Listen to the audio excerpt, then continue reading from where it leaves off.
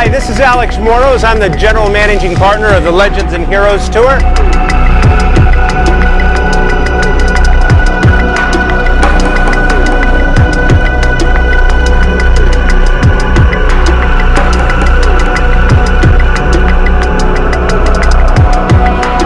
The program itself started in 2009. It started out as a bunch of vintage folks getting together to put bikes on display at the Supercross and the Outdoor Nationals.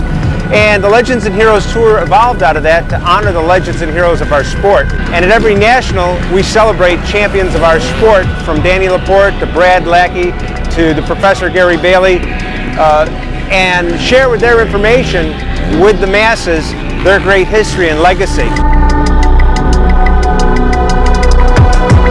The purpose of our program is fairly simple.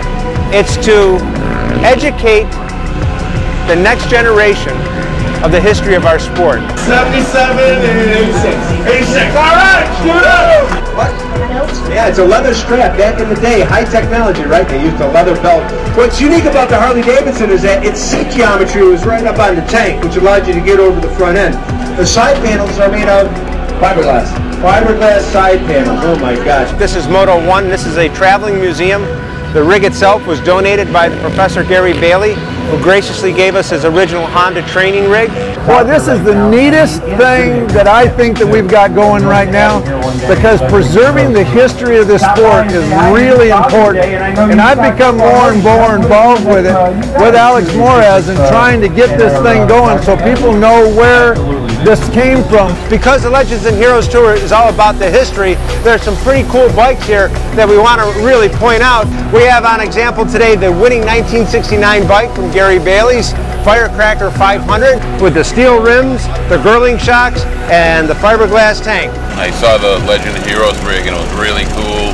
Lately I've been able to go to a few races and see what those guys do, and it's awesome. I love being able to see the old vintage bikes, but those were the bikes I was racing, you know, when I was racing pro, and so to me, those are still the great bikes. We have prime examples of the Suzuki's, the TM series, and the RM series, which a lot of us cut our teeth on back then. My husband Alex and I started this several years ago, and it's been quite the experience.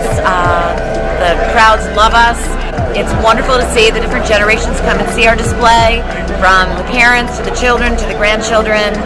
It's really important to keep this history alive, and it's really important for people to understand the history of motocross, because if it wasn't for the pioneers that started this, the people wouldn't be here at the motocross events today. One of the great historical bikes that we have here also is the Boysen Link Suzuki. This is the Boysen Link number 22 bike from Bob Hanna when he won the USGP, beating Johnny O'Mara in 1986, and rumor has it and lore has it that Hanna was faster in practice with this bike than his factory bike, and he elected to race it, and he won that day at Unadilla as O'Mara ran out of gas, unfortunately, in Moto number 2, and Hanna went on to the win.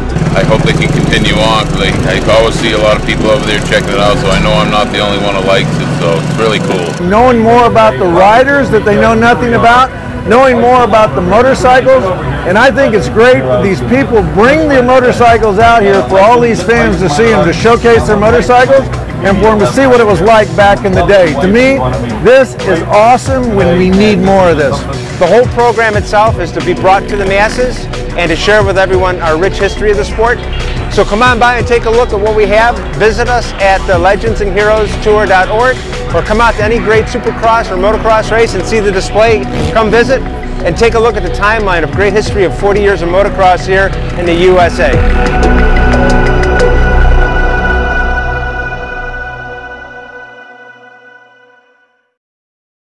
Hey, turn off the camera, guys, and just wave. We might be on TV. Get together.